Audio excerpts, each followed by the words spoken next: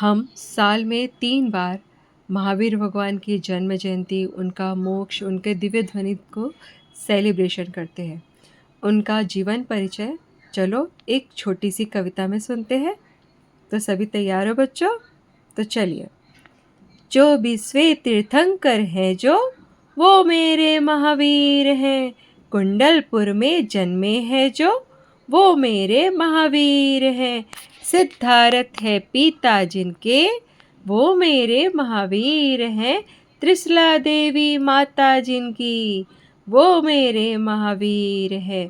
सिंह जिनका चिन्ह है, वो मेरे महावीर हैं। चंदन बाला ने दिया आहार, वो मेरे महावीर हैं।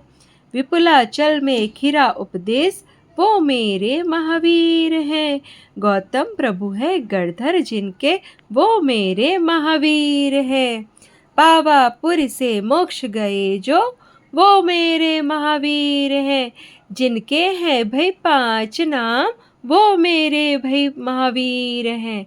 तो बोलो क्या है वो 5 नाम? वीर, अतिवीर और सन्मति।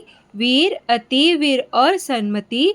वर्धमान महावीर, वर्धमान महावीर प्रभु की जय। वीर प्रभु की जय बोलो, वीर प्रभु की जय। बोलो महावीर भगवान की जय हो।